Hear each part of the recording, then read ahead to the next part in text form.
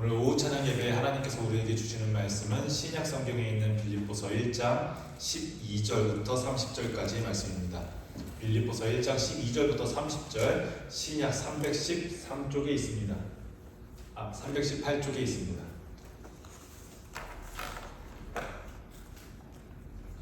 우리가 지난주에 빌립보서 처음 이제 시작했는데, 그때 우리가 빌립보서가 감옥에서 쓰여진 편지고 기쁨 가운데 쓰여진 편지라는 두 가지 특징을 보았었는데, 무엇 때문에 기쁘다고는 이야기 안 했거든요. 아마 다음을 보시면, 오늘 읽는 본문을 보시면 왜 기쁨의 편지구나를 아실 수 있을 겁니다. 이 상황 가운데서 여러분이 감옥에 있는 바울의 심정이 되시면서 이 편지를 읽으시면은 더 깊은 묵상의 자리로 나아갈 수 있을 것 같습니다. 저 한 절, 여러분들 한 절씩 한번 읽어보겠습니다. 형제들아, 내가 당한 일이 도리어 복음 전파의 진전이 된 줄을 너희가 알기를 원하노라. 이러므로 나의 매임이 그리스도 안에서 모든 시민의 안위와 그 밖의 모든 사람에게 나타났으니, 형제 중 다수가 나의 매임으로 말미암아 주 안에서 신뢰함으로 겁없이 하나님의 말씀을 더욱 담대히 전하게 되었느니라. 어떤 이들은 투기와 분쟁으로, 어떤 이들은 착한 뜻으로 그리스도를 전파하나니, 이들은 내가 복음을 변증하기 위하여 세우심을 받은 줄 알고 사랑으로 하나, 그들은 나의 매임에 괴로움을 더하게 할 줄로 생각하여 순수하지 못하게 아픔으로 그리스도를 전파하느니라. 그러면 무엇이냐? 거칠애로 하나, 참으로 하나, 무슨 방다로 하든지 전파되는 것은 그리스도니, 이로써 나는 기뻐하고 또한 기뻐하리라. 이것이 너희의 간구와 예수 그리스도의 성령의 도우심으로 나를 구원에 이르게 한 줄 아노로.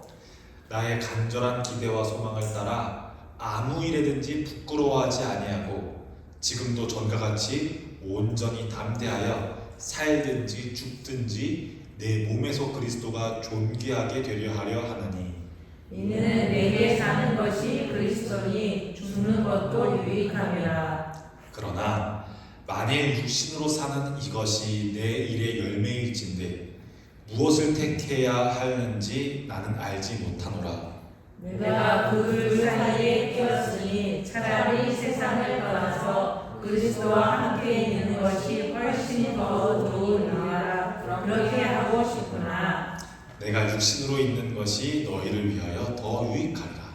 내가 살 것과 너희 믿음의 증거와 기쁨을 위하여 너희 우리와 함께 거할 이것을 확실히 아니, 내가 다시 너희와 같이 있으므로 그리스도 예수 안에서 너희 자랑이 나로 말미암아 풍성하게 하려 함이라.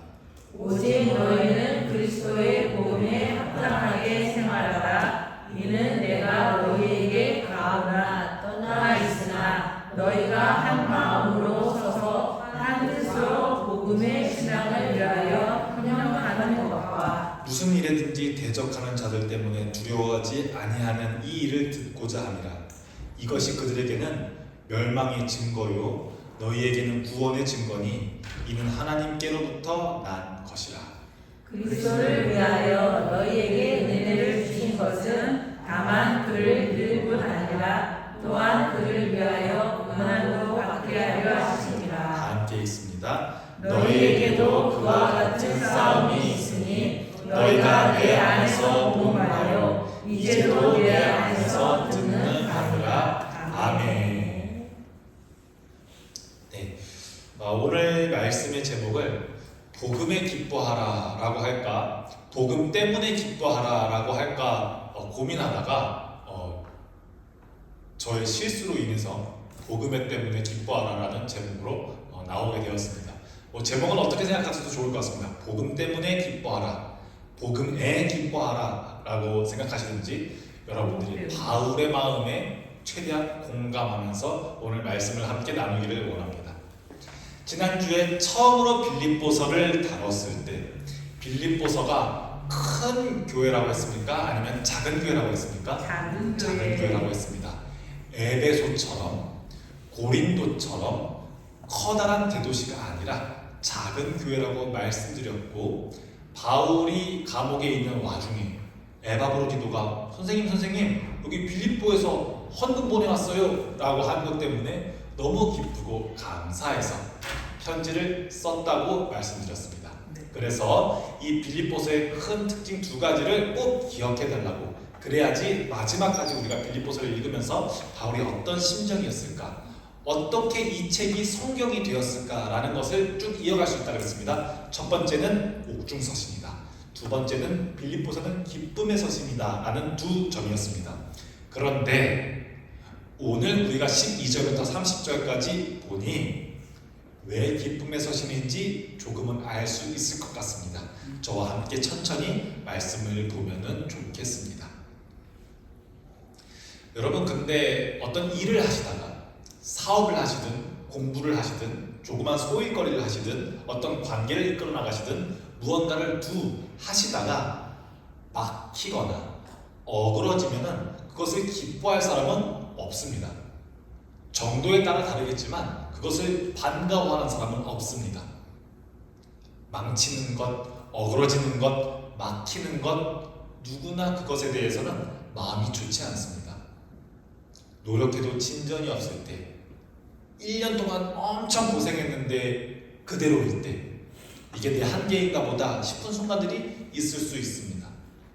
그런데 바울은 지금 어디에 있습니까? 옥중에. 옥중에 있습니다. 감옥에 있습니다. 하나님의 일을 했는데 더 좋은 성전에 있지 못하고 더 좋은 자리에 있지 못하고 감옥에 있습니다. 이제 설교하러 밖에 다닐 수도 없습니다. 사역자로서는 아무라도 예수님 모르는 사람을 만나가지고 복음을 전하고 싶은 게 지금 바울의 마음인데 사역자로서는 막혀버렸습니다. 그런데 그는 오늘 이렇게 고백합니다. 12절, 형제들아 내가 당한 일이 도리어 복음 전파의 진전이 된 줄을 너희가 알기를 원하노라. 이상합니다. 감옥에 있다는 것은 이동권이 제한되어서 더 이상 설교하러 다니지 못한다는 말인데, 오히려 이것이 복음이 더 깊이 들어가는 통로가 되었다는 것입니다. 오늘 말씀은 오늘 우리에게 질문합니다. 막혀있는 상황 속에서도, 어그러진 상황 속에서도 하나님께서 여전히 일하고 계신다는 것을 당신은 고백할 수 있습니까? 라는 질문입니다. 사업이 잘 됐습니다. 뭔가 예배가 잘 되는 느낌을 받습니다. 성도들이 늘어납니다. 아니면은 자녀가 성적이 쭉쭉 오릅니다. 원하는 것이 됩니다. 이때 하나님을 찬양하는 것 너무 좋습니다. 너무 좋습니다. 와, 역시 하나님께서 나의 어떤 기도와 헌신에 응답하시는구나. 이렇게 우리가 신앙인으로서 하나님의 일하심을 묵도하면 여전히 하나님께서 나의 곁에 계시는구나 하기 좋습니다. 그런데 성경 안에서 그런 것들이 보이지 않을 때, 하나님이 침묵할 때, 우리 구약에서도 보았죠. 기껏 고생해서 이스라엘 땅으로 돌아왔는데 아무것도 안 돼 있을 때, 율법도 하나도 안 지켜지고 있을 때, 그때 하나님이 역시 우리와 함께 계십니다 이렇게 고백할 수 있겠냐고요. 그게 쉽지 않음을 우리에게 보여줍니다. 그런데 바울은 오늘 내가 매인 것이, 내가 옥중에 갇힌 것, 쇠고랑을 차고 있는 것이 오히려 복음이 전파되는 계기가 되었다고 말합니다. 감옥에는 누가 지키고 있습니까? 목사님. 로마의 근위대, 시위대가 지키고 있습니다. 로마의 간수가 지키고 있습니다.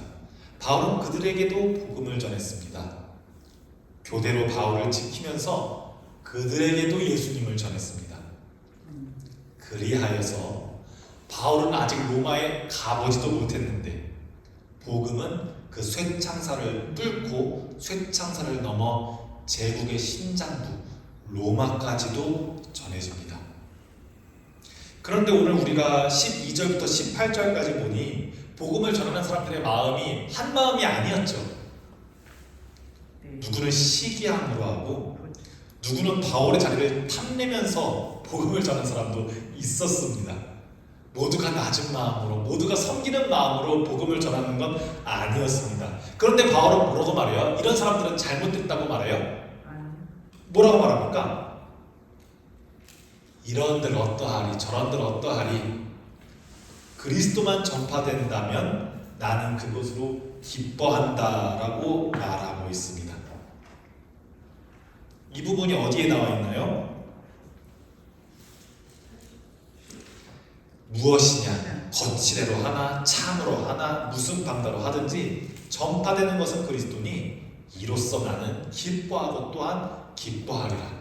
나는 왜 감옥에 있어도 기쁜지 아세요? 복음 때문에 기쁩니다 라고 지금 바울은 우리에게 말해주고 있습니다. 바울은 더 깊은 기쁨을 또 이야기하는데요, 이 기쁨만이 아니라 21절을 우리가 다 함께 짧거든요. 21절을 우리가 함께 읽어보겠습니다. 시작. 이는 내게 사는 것이 그리스도니 죽는 죽는 것도 유익하니라. 유익하니라. 예수님께서 죽으심으로 우리가 그리스도임을 알게 됐으니 나도 죽어도 괜찮아 로 되는 겁니다.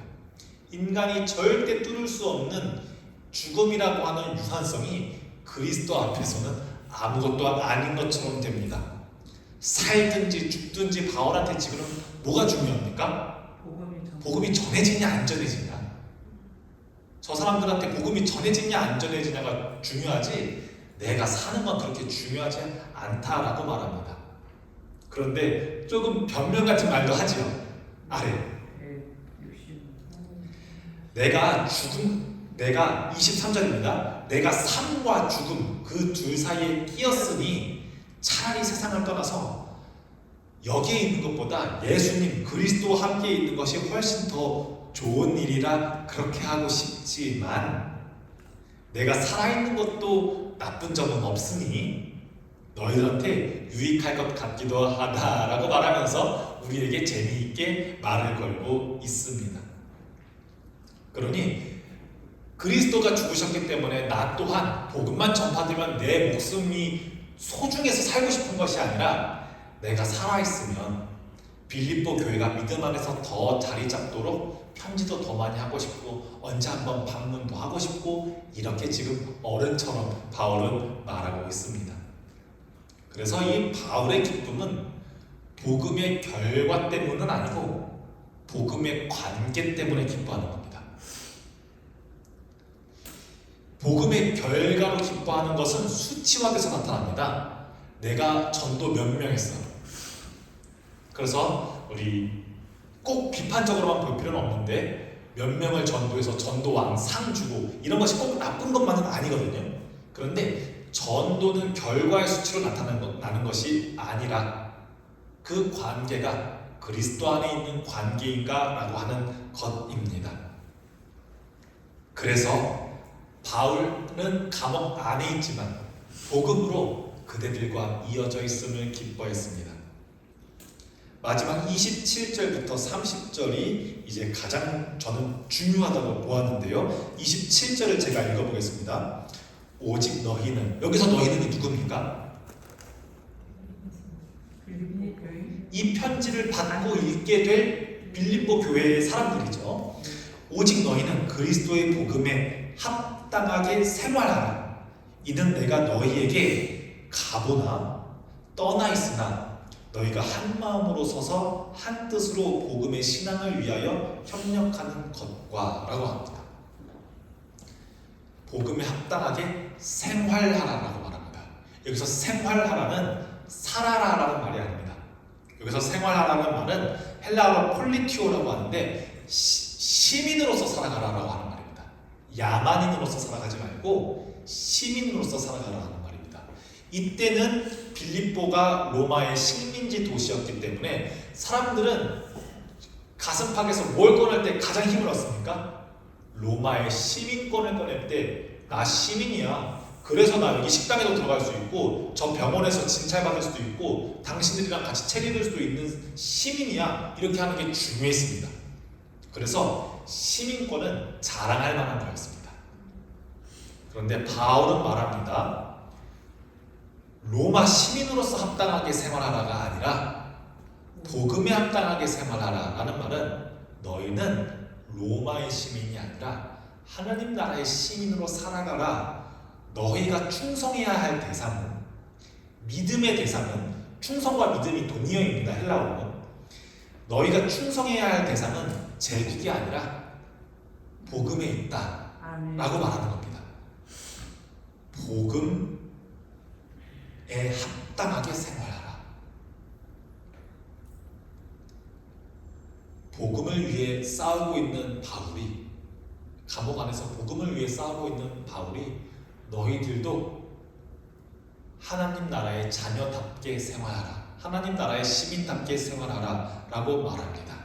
로마의 시민이 아니라. 바울은 이로 인해서 기뻐합니다. 그 속에서 참된 기쁨이 자랍니다. 바울은 이 감옥이라고 하는 닫힌 공간 속에서도 삶을 어떤 눈으로 보았냐면 복음의 눈으로 보았습니다.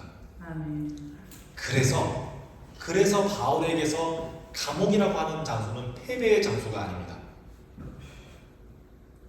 예수님께서 십자가를 지신 것이 패배의 장소가 아니듯이 바울에게 감옥은 패배의 장소가 아니라 하나님의 복음이, 여기서 진보라고 하는 단어를 썼는데 하나님의 복음이 진전하는, 전진하는 하나님의 현장이었습니다. 우리도 그럴 때가 있습니다. 감옥같이 질 때가 있습니다. 십자가처럼 아플 때가 있습니다. 막혀있을 때가 있습니다.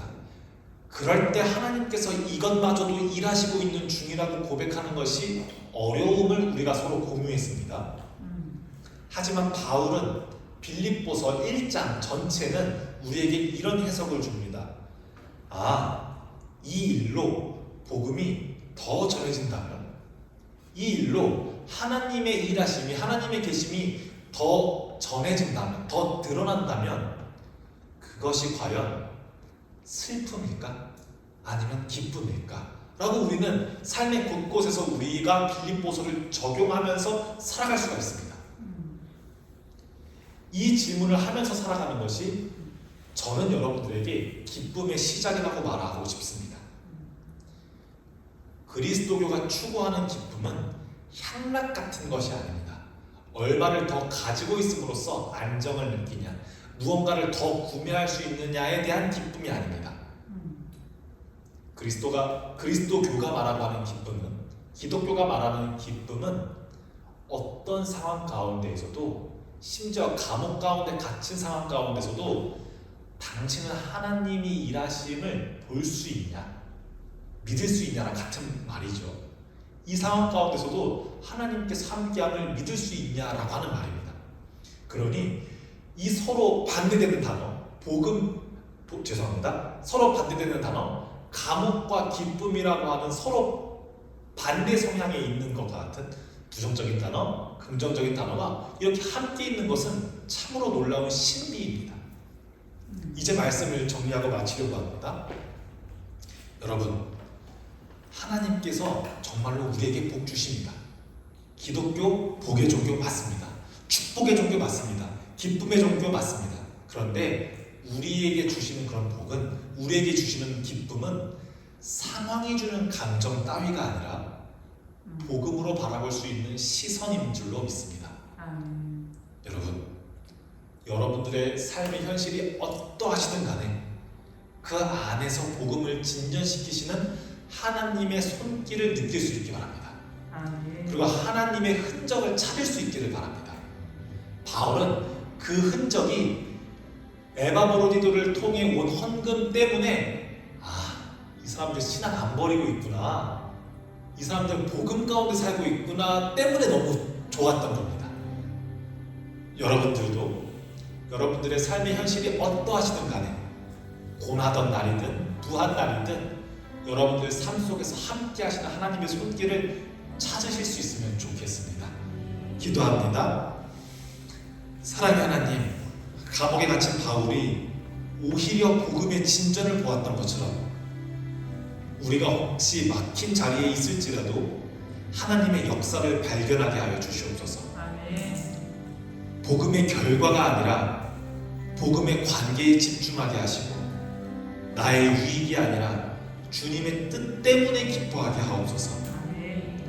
바울은 살든지 죽든지 그리스도만 높아지기를 원한다고 하였습니다.